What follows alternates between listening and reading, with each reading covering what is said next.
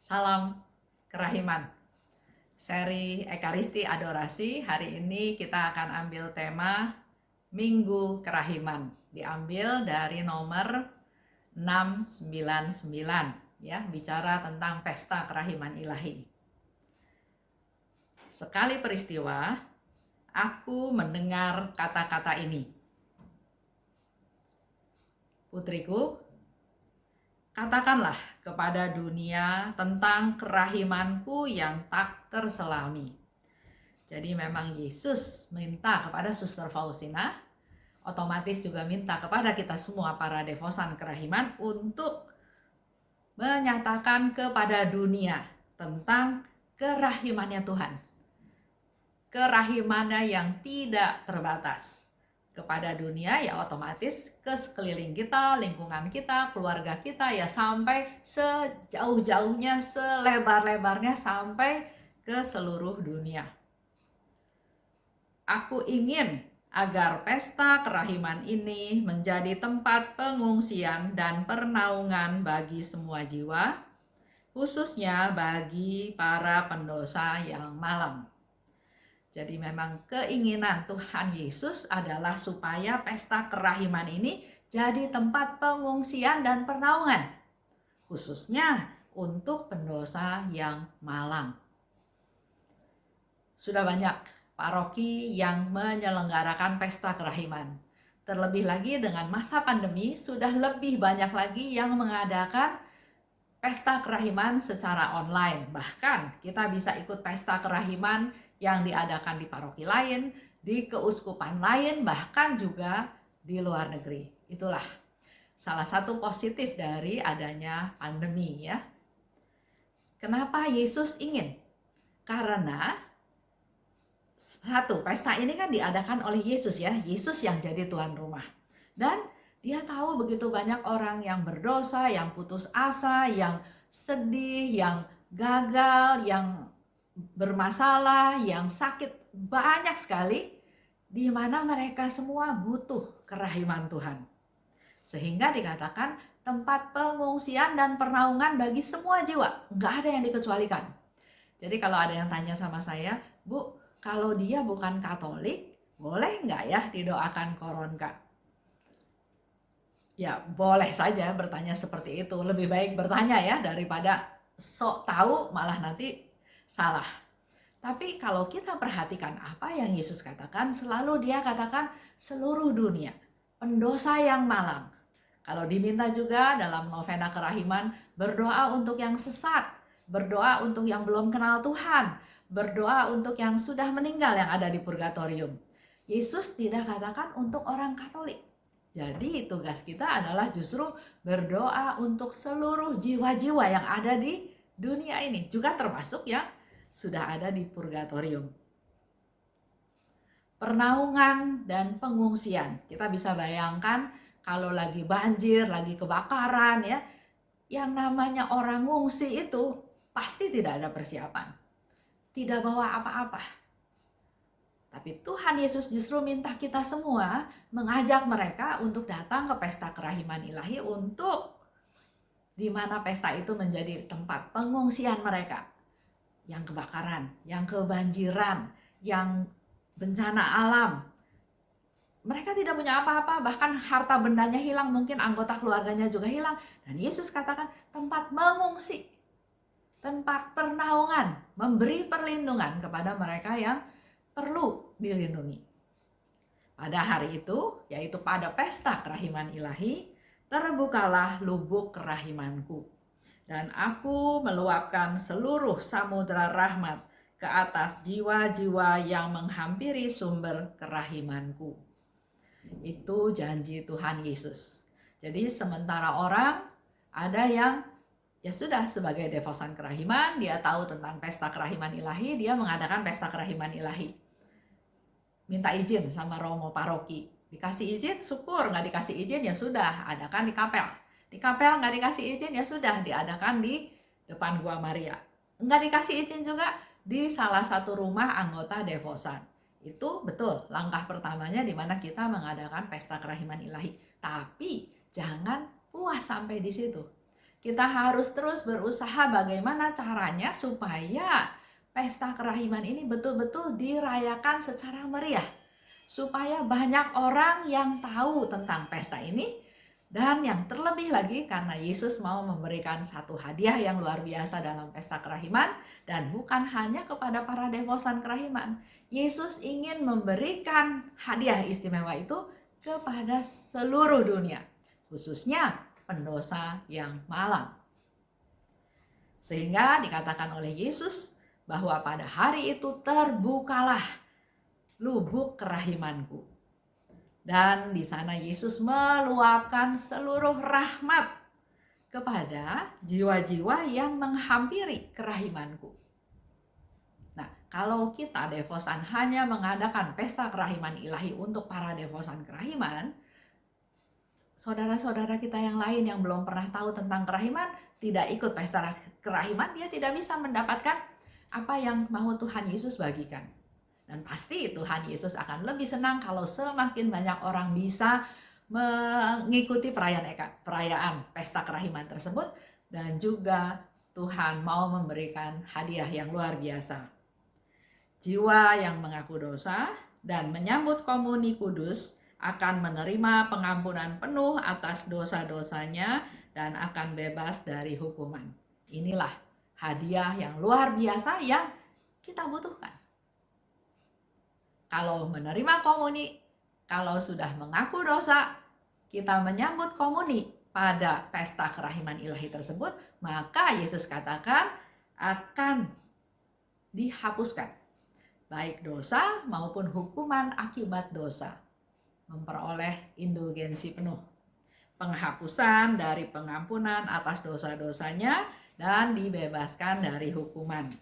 Saya sering cerita ya, kalau kita mengaku dosa, kita datang ke ruang pengakuan, kita mengaku dosa, dan Romo, pastor, memberikan absolusi kepada kita, mengampuni dosa-dosa kita atas nama Tuhan. Dosa kita diampuni.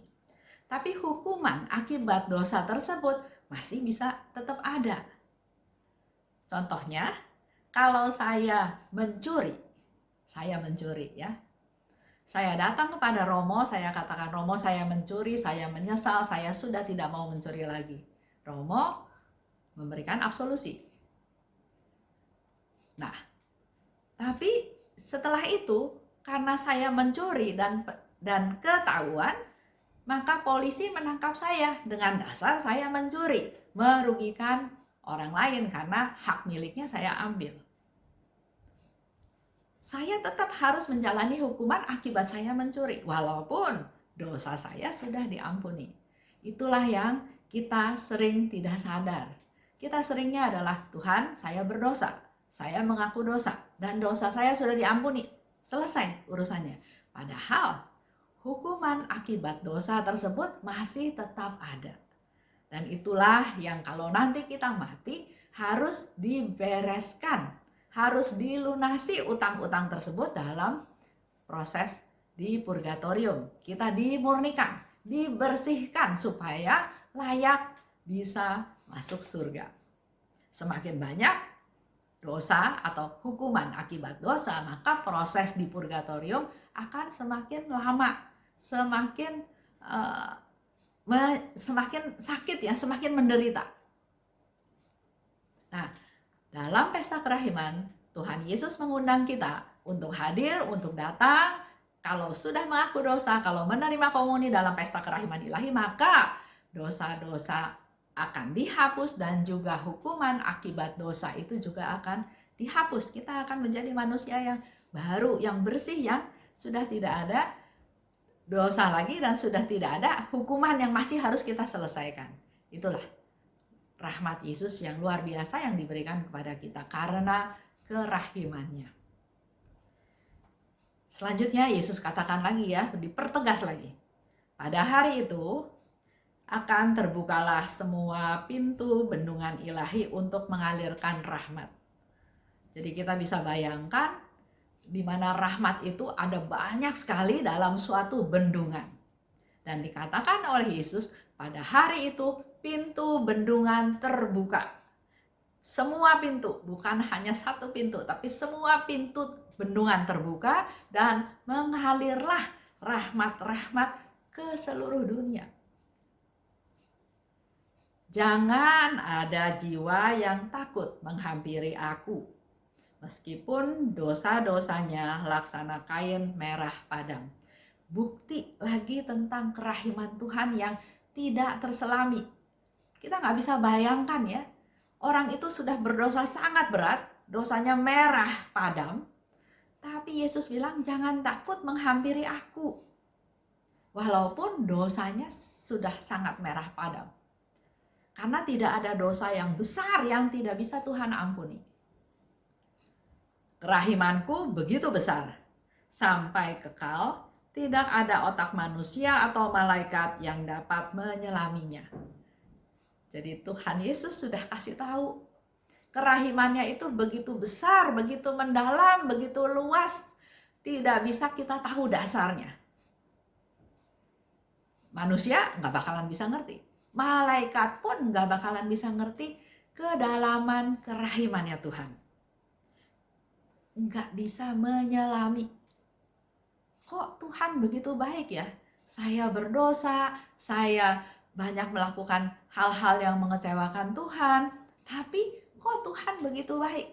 Nah, kebaikan Tuhan, kerahimannya, pengampunannya ini tidak ada batasnya. Itulah Allah yang Maha Rahim. Segala sesuatu yang ada muncul dari pangkuan kerahimanku yang paling mesra.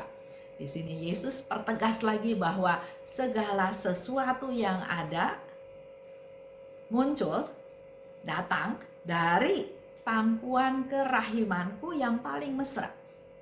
Jadi bukan hanya asal-asalan ya, tapi dari kedalaman pangkuan hati Yesus yang paling mesra. Setiap jiwa yang menjalin hubungan dengan aku akan merenungkan kasih dan kerahimanku sepanjang segala masa. Ini Yesus katakan kepada kita yang menjalin hubungan dengan aku. Oleh sebab itu Yesus adakan jam kerahiman. Setiap jam 3 petang, Yesus katakan, benamkan dirimu dalam lautan kerahimanku. Renungkanlah sengsaraku walaupun sebentar. Kalau bisa, lakukan jalan salib atau pergi ke sakramen Maha Kudus. Bawalah jiwa-jiwa, benamkan orang-orang berdosa, ada tenggelam dalam lautan kerahimanku. Dan ini dikatakan dengan Yesus dengan jelas, setiap jiwa yang menjalin hubungan dengan aku. Kalau kita mau menjalin hubungan dengan Tuhan, maka dikatakan oleh Yesus akan merenungkan kasih dan kerahimanku sepanjang segala masa. Kita akan terus merenungkan tentang kasihnya Tuhan, kerahimannya Tuhan, bukan hanya momen-momen tertentu, tapi sepanjang segala masa. Kalau kita punya hubungan yang erat dengan Tuhan, kalau kita menjalin hubungan dengan Tuhan. Pesta ini berasal dari kedalaman kemesraanku sendiri. Jadi mengadakan suatu pesta, mengadakan suatu perayaan ada dasarnya. Sama seperti kalau kita merayakan ulang tahun bertambahnya umur 1 tahun lagi, bayi, kecil, anak-anak, dewasa, besar, dan terus ya, kita berdoa, kita bersyukur. Dulu juga saya kalau ulang tahun ya sudah lewat saja. Tapi kalau sekarang menurut saya kita harus rayakan dalam tanda kutip. Bukan rayakan pesta besar, tapi sebagai satu ungkapan syukur. Terima kasih Tuhan karena Tuhan sudah nambah lagi 1 tahun umur saya. Terima kasih Tuhan atas penyertaan Tuhan sepanjang tahun itu. Memang ada jatuh bangun, ada sukacita, ada duka cita, ada kegembiraan, ada kegagalan. Tapi itu sebagai bagian yang mau kita syukuri terus. Jadi mengadakan suatu pesta pasti ada dasarnya. Nah, pesta kerahiman dasarnya adalah dikatakan oleh Yesus, dia mengadakan pesta kerahiman berasal dari kedalaman kemesraanku sendiri. Yesus ingin mengungkapkan kasihnya, kebaikannya, kepeduliannya kepada kita. Bukan asal-asalan. Sama seperti kalau kita mengundang orang yang atau mengundang orang lah ya. Ada yang memang dasarnya ingin orang itu datang karena kita ingin dia datang, karena suatu hubungan baik, suatu relasi yang baik. Tapi kadang-kadang ada juga dengan alasan kalau si A sudah diundang, si B-nya nggak diundang, nanti B komplain. Tapi mengundang B bukan atas dasar keinginan mengundang, hanya kadang-kadang ya sudahlah diundang saja daripada nanti dikomplain, atau orang itu si B terang-terangan bilang, kok A diundang, kok saya B nggak diundang. Ya itu berbagai banyak alasan ya dengan orang-orang yang mengundang. Nah, di sini Yesus pertegas bahwa pesta kerahiman ilahi berasal dari kedalaman kemesraanku sendiri. Jadi Yesus mengungkapkan pesta ini bukan pesta asal-asalan, tapi pesta yang diungkapkan atau yang menjadi suatu kenyataan, pernyataan dari Yesus tentang kedalaman kemesraannya Tuhan kepada kita semua. Aku ingin supaya pesta ini dirayakan secara meriah pada hari Minggu pertama sesudah Paskah. Jadi Yesus jelas mengatakan kapan pesta kerahiman, yaitu 1 minggu setelah Paskah. Dan pesta kerahiman itu dia mau minta supaya dirayakan secara meriah. Bukan supaya kelihatannya heboh, bukan supaya kelihatannya menampilkan kemewahannya, tapi dirayakan secara meriah karena pertama kita menyambut hari sukacita yang luar biasa di mana kita akan bisa memperoleh pengampunan penuh atas dosa dan hukuman, memperoleh indulgensi penuh. Itu hari sukacita. Jadi perlu kita rayakan ya, bersukacita karena punya Tuhan yang luar biasa, Tuhan yang mengasihi kita, Tuhan yang peduli pada kita, Tuhan yang dengan kerahiman yang mengampuni segala dosa dan akibat dari dosa. Dan secara meriah juga tujuannya supaya orang-orang di sekitar kita tahu dan bisa ikut merayakan perayaan pesta kerahiman ilahi tersebut. Umat manusia tidak mungkin merasa tentram sebelum berpaling kepada kerahimanku. Ini Yesus yang kasih tahu ya. Jadi ada juga beberapa orang kita pernah dengar ya, bahwa saya sudah dengar firman Tuhan, saya sudah ikut kegiatan di gereja, saya sudah ikut perayaan Ekaristi, saya sudah ikut berdoa, tapi kok saya masih tidak merasa tentram, tidak merasa tenang. Nah, mungkin di sini apa yang Yesus katakan, manusia tidak mungkin merasa tentram sebelum berpaling pada sumber kerahimanku. Jadi yang menjadi patokan adalah bukan hanya sekedar ke gereja, bukan hanya sekedar mendengar firman Tuhan, bukan hanya sekedar berdoa, tapi Tuhan mau kita berpaling kepada kerahimannya, mengalami, merasakan, tahu tentang kerahiman Tuhan, dan sekaligus Tuhan juga pasti berharap kita untuk menjadi pelaku, di mana melalui kita kerahiman Tuhan juga disebarluaskan. Contoh yang gampang, misalnya ya, saya pergi ke perayaan Ekaristi, saya berdoa rosario setiap hari, saya doa koronka, saya ya misalnya melakukan jalan salib dan hal-hal yang lain. Tapi dalam hati saya marah, dalam hati saya dendam sama seseorang, saya ingin balas dendam, saya ingin ya banyak hal-hal, suatu keinginan yang bukan kerahiman Tuhan. Apakah saya akan merasa tentram? Enggak bisa.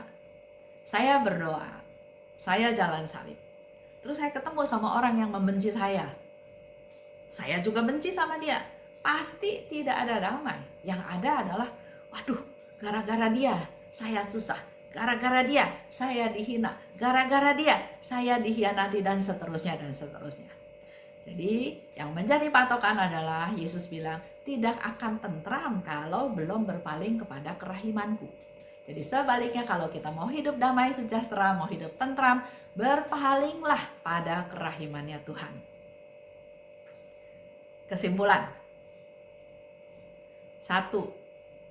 Katakan kepada dunia tentang kerahimanku yang tidak terselami. 2. Pesta kerahiman adalah tempat pengungsian dan penaungan untuk semua jiwa, khususnya pendosa yang malang. 3. Samudra rahmat akan dicurahkan kalau kita menghampiri kerahiman Tuhan. 4. Dengan mengaku dosa, menerima komuni pada pesta kerahiman ilahi, maka kita akan memperoleh indulgensi penuh, dibebaskan dari dosa dan hukuman. 5. Pada hari itu, semua pintu bendungan ilahi akan terbuka, mengalirkan rahmat. 6. Jangan takut menghampiri Tuhan walaupun dosa kita merah padam. 7. Setiap jiwa yang menjalin hubungan dengan Tuhan, maka hidupnya akan merenungkan kasih dan kerahimannya Tuhan sepanjang masa hidupnya. 8. Pesta kerahiman berasal dari lubuk kerahiman Tuhan, dari kemesraan Tuhan sendiri. 9. Pesta kerahiman ilahi Tuhan minta dirayakan secara meriah pada hari Minggu pertama sesudah Paskah, karena pesta kerahiman sebagai sumber mata air kerahiman. Itu aja. Terima kasih. Salam kerahiman.